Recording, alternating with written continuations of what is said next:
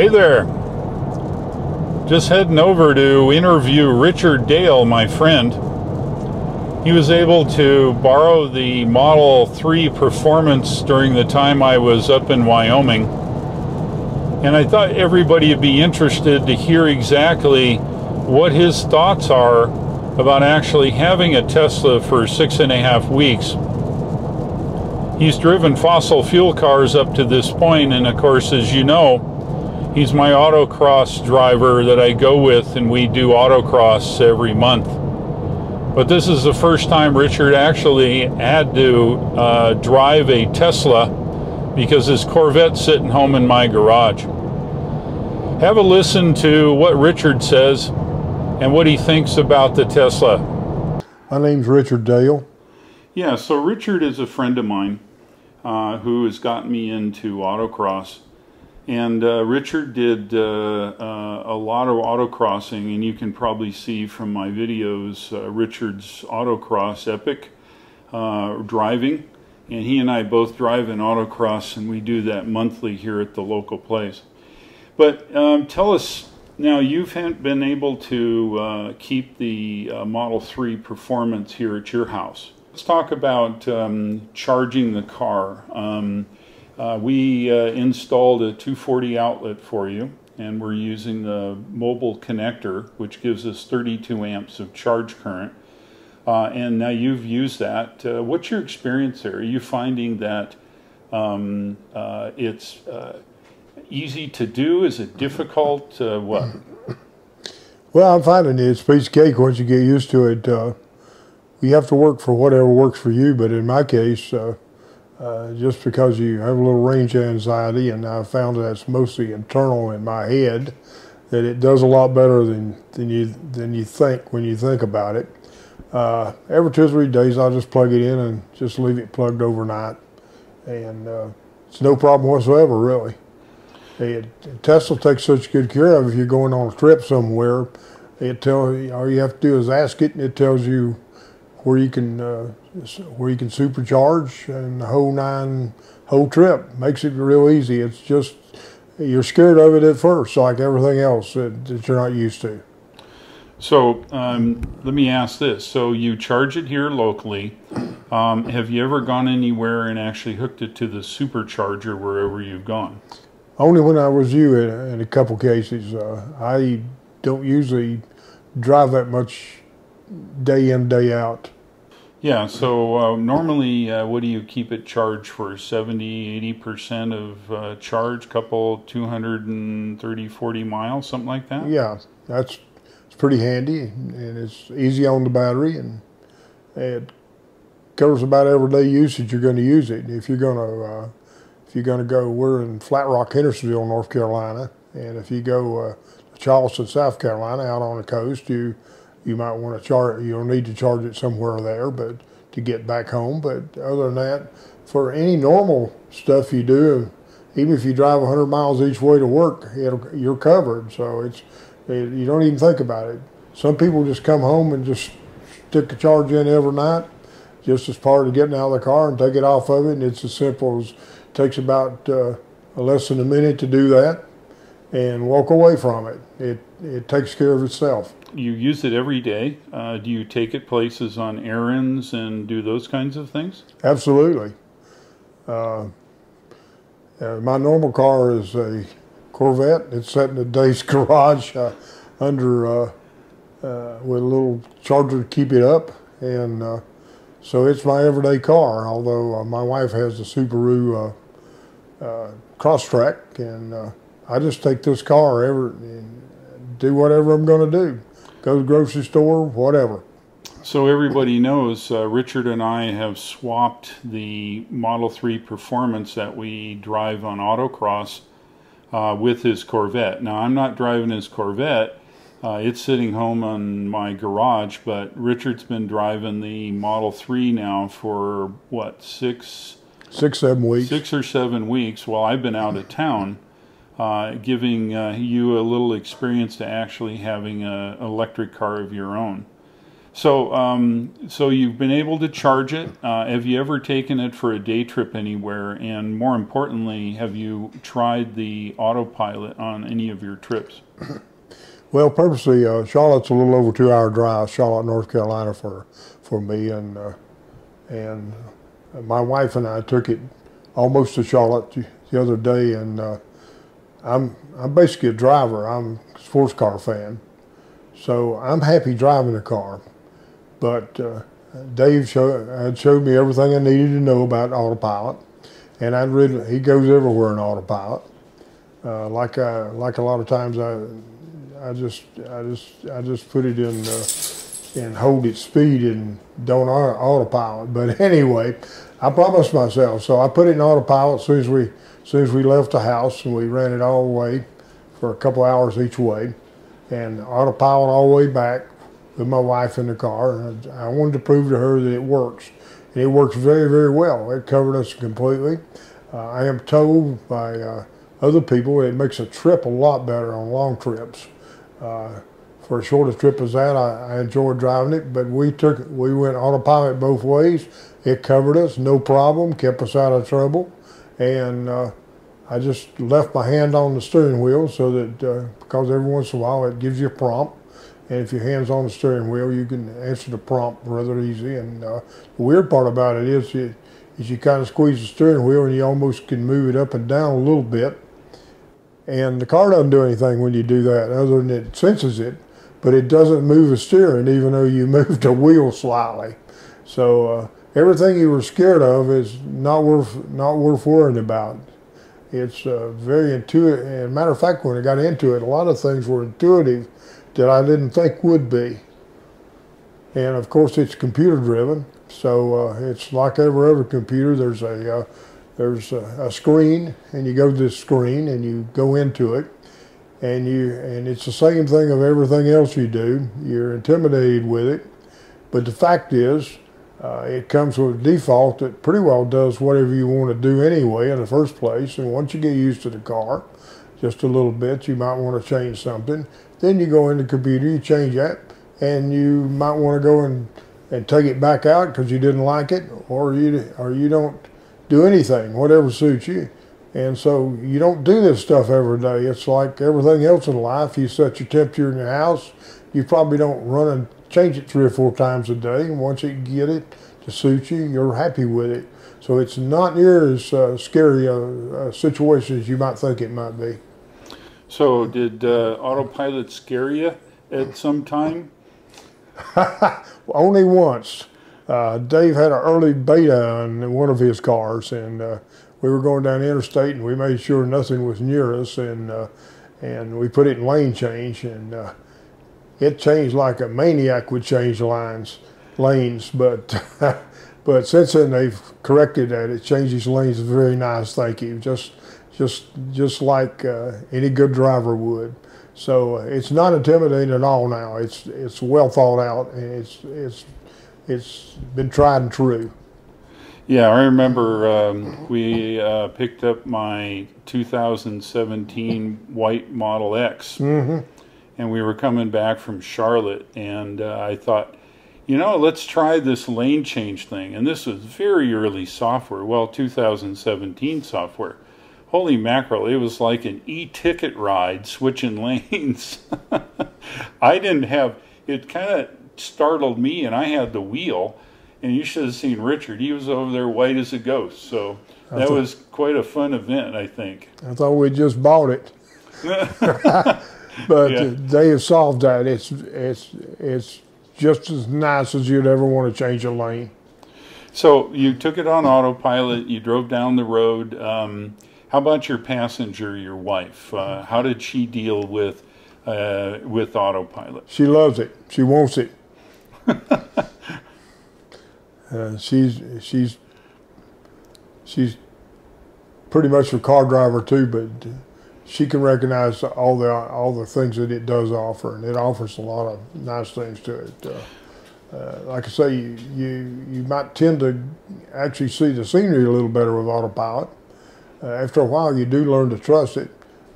I'm not saying you should get in the back seat and drink a drink a little whiskey or something. I'm just saying that you learn to trust it a little better like you do your own self. Sometimes you go out driving down the highway and you're so used to driving that maybe you can look around a little bit. And of course, you don't look behind you or anything like that, but you don't pay 100% to the road. So it's, in that respect, it's somewhat similar. The more you use it, are you feeling more comfortable with it now? Absolutely. It's a great thing. So you've witnessed Autopilot. How about the navigation? Did you guys use the navigation at all, and did that do well, or did that suck? We didn't use it a lot because we didn't have any big trips we were going to take it on. We mostly knew where we were going, but we'd turn it on and just to see that it was correct, if that makes any sense. Before you jump into something, you'd like to make sure it actually knows what it's talking about. So you've been driving fossil fuel cars your whole life. Yeah. What is the single most feature driving this car over your fossil fuel that you would say? I'd like to name a couple of things, but anyway, one of them is the nature of the fossil fuel car. This car is so smooth. It's taking my Corvette example, but any car is, it's whoop, you rev it up and then you shift and all do with automatic transmissions and what have you. This thing is seamless and it's quiet. There's none of this, there's no motor noise or very little motor noise. It's more of a background noise, but it's very, very quiet and it's seamless. And I teased Dave about a problem that you have with it. And it's not really a problem, but maybe it might be. And now I'm getting to doing the same thing. And that is, he and I might have a crowd with us and we'd go to a restaurant somewhere. And each of us have several people in the car. And I'd be following him. And he would get out on the road, and before I could get out behind him, because it's instant torque with these cars, he would be going down the road. He'd be a half a block down the road already at speed. So it's so seamless that you might find you have a little bit bigger lead foot, shall I say, when you start out. But it's very reassuring if, by some reason, you saw this car coming, it was plenty safe, and you pulled out and you realized he was going faster than you thought he was. You have the ability to move, and so I really appreciate that part of the safeness of it. Well, one of the bad habits you pick up with this car is that, or any of the Teslas, in particular, this car happens to be a performance one, is that you're driving down the interstate and there's 2 or 3 cars on up in front of you, and you're thinking, well, I'd really like to be up there with them, and for no particular reason, but you can be. I mean, you could think, given a little acceleration, it's there, and it's so surprising how quick it is. And the regen is wonderful on the thing. If you run this car with complete regen, you have choices on all this, and it's already programmed in, but you can take anything off with a computer. But it's hard to explain to somebody that's not used to it, but however, we'll call it a throttle, but it's really probably a rheostat or a computer talking to a computer. But you put the throttle on, and instant what you ask for is you have. And if you take your foot completely off of it, it's automatically braking by using regen and making power back into the batteries. So what you have to get used to is that it's so drastic that you've never had it happen before in a normal car. I once had a vehicle with a 456 rear end that if you took off the gas going down the interstate, it's like somebody put a big hand out and just stopped you. Well, this thing is that way also. So you find out that you're getting ready to come up to a red light or something. You within one day of driving this thing, you realize how to modulate how quick you come off the throttle so that you could drift up to where you've always drifted up with a normal car. But during this time, it's been rebuilding electricity for you, and you haven't touched the brakes. If you don't play autocross like Dave and I'm not sure why anybody wants the bigger brakes on it, because they'll last forever. You almost never use the brakes because as you let off the throttle, it slows down. If you let off more, it slows down more drastically. And you automatically intuitive as you do when you go around the turn with a normal car, you don't think that much about the turn anymore. You just drive around it. Same thing here. Coming to a stop sign or a car slowing down, your mind already is taking care of this. So in the Performance Model 3, do you find it a good fit for you, or do you find that it's uncomfortable? Do you like the comfort in it? Does it hold well around the corners? How about the fit for you inside? The Model 3 Performance fits me better than any of them. It's very comfortable. It's small enough to not feel like you're hogging up a lane. The weird thing about this car is it looks like it's a four-door sedan. And because wind tunnel tests and all that, a lot of the four-door sedans started looking kind of the same. It's it's not gaudy like a new Corvette is or the new so-and-so Lamborghini. It's not gaudy, but it's extremely fast. And what's surprising about it is how well it handles. I've played autocross since 2006 and with several different cars. And the point is that it's the first car that was stock that handled anywhere near as neutral as it handles now. It's a very good handling car. And of course the tires they put on it are pretty good handling tires, but they're also made for economy. So when you play in autocross, or if you go to track days at some big track like Virginia International Raceway or something, you probably want to change tires so you want to stick better. But the car is surprisingly good in turns.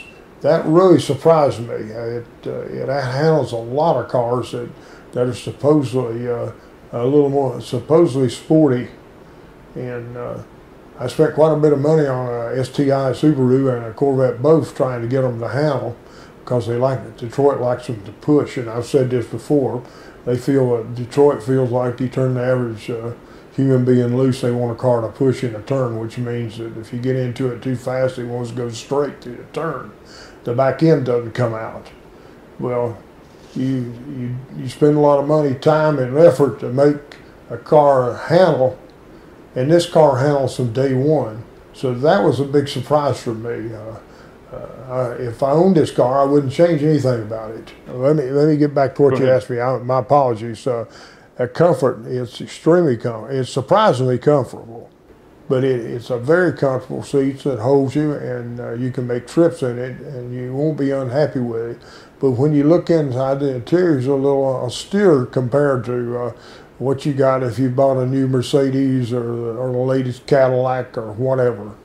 So driving fossil fuel cars all your life, you've always had an arrangement of knobs and buttons and switches in the car. All the normal things that you would normally use, temperatures and fans and air conditioners and all that stuff. Now you've been in the Tesla. It is not that way. Do you find that to be a problem in going from a car with all those knobs, buttons, and switches to the Tesla with a number of switches on the steering wheel and the touchscreen? Do you find that a problem? Absolutely for the first week, because you've always done it away. But the fact is, most of the things you get, well, as I say, it comes from the factory already programmed, and you don't bother any of that stuff for a while. You're just driving, it drives fine.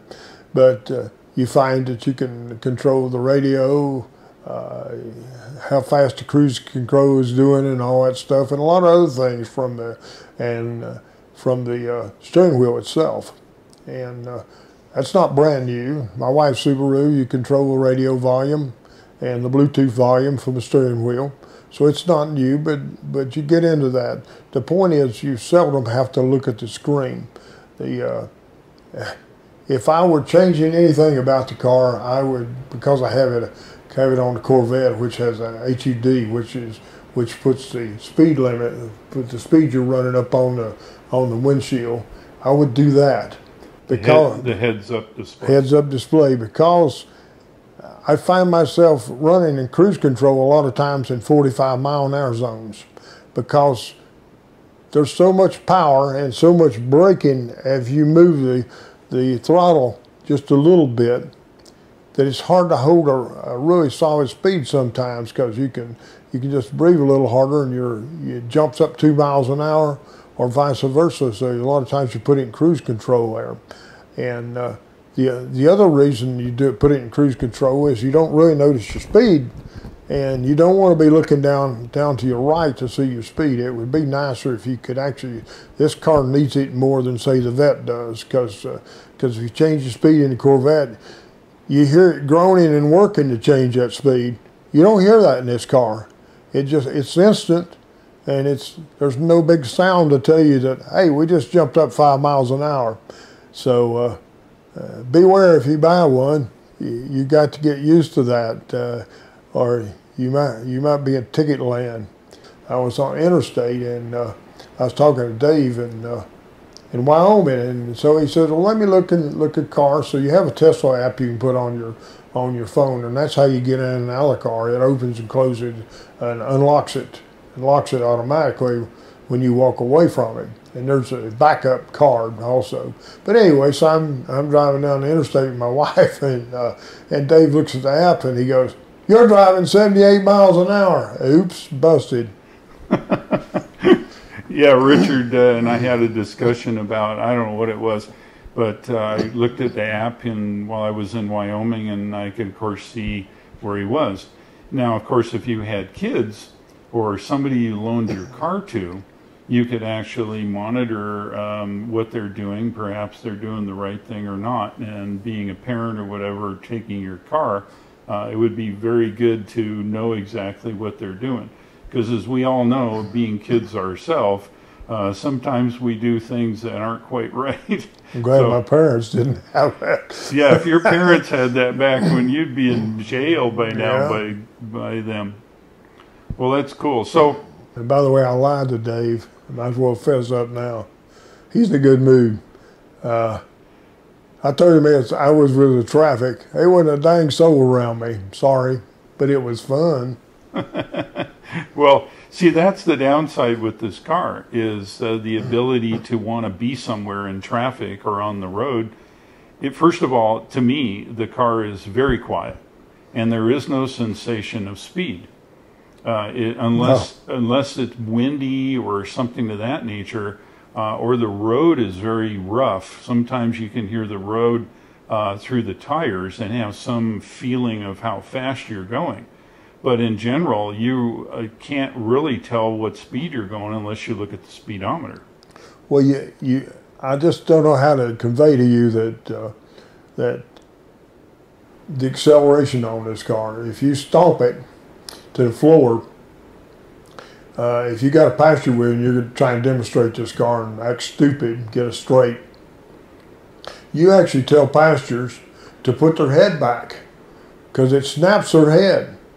So you can go, obviously when you accelerate, there's anywhere between that and just barely accelerating.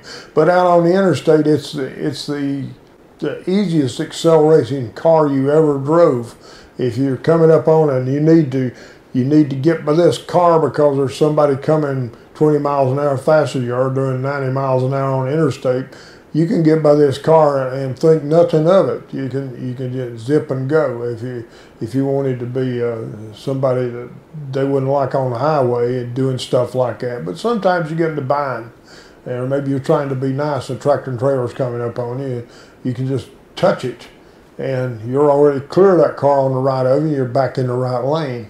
So it's kind of nice. It's bad for people like me that maybe would cause us to be a bit more aggressive than we already like to be. So one last question, and that is you charge it here at the house. I do. And have you seen your electric bill, and have you tried to determine how much maybe it's actually drawing power from the electrical system? Can you tell a difference from your normal bill? I haven't been able to. the weather changed a few weeks ago, and it's absolutely summertime here. And I have not been able to, I don't have a yardstick that's long enough at this weather to tell you how much it's changed. I don't think it's changed a lot, but I was expecting when we had many days of like 80 was, or 75 was a high of the day, and about as soon as I got the car, it went to 95 every day. So I haven't been able to, as I say, have a yardstick to check at. I don't expect it to break me up, but I don't really have a true answer for that. So let me ask you this question. Driving a Z06 Corvette, a V8, for those of you who don't know what that is, how much fuel were you spending a month approximately? Now, I know that changes because you go different places, but just roughly, how much in fuel did you put in that thing? Well, it depended on the month, but I can tell you right off, this doesn't use the, you were having to fill up once every 2 weeks at the most, once every week on a rough week. I can't even remember exactly. I think about 19.5 gallons or something in the vet. The other trouble with vet, it uses, it does use hot test. So you probably are putting $40 in it every week. Okay, well that's fair. Yeah. So do you think that I haven't done any of that since then. No, I understand, but I know, and you quickly lose that habit of dropping $40 a tank. But in the case of your electric, do you think that you're putting half of that or a quarter or less of that into the car? It's hard to tell because you have no measurement, right? Because it's so much fun, and maybe it's not my car. I don't know. I've driven it a little more zip probably than day to day with a vet. In one way, it's not gaudy and stand out to cops like a vet does. It's hard to say. Okay, well that's fair. That's fair. But I do know that, well, I've saved enough money. I can guarantee I saved enough money for my wife and I to eat out a couple times a week more than when I was driving the vet. Well, that's a good measurement. Can you state what is the worst thing about this car and what is the best thing about this car? Start with the worst thing. Well, so far I've not found a worse thing. Well, their official name's a sensor cam. Now that uses some power if you run that all the time, and you don't notice unless you leave it for 2 or 3 days, and you'll notice it's dropped 20 miles or something of its range after a couple of days.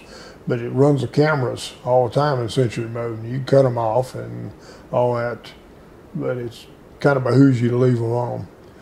So.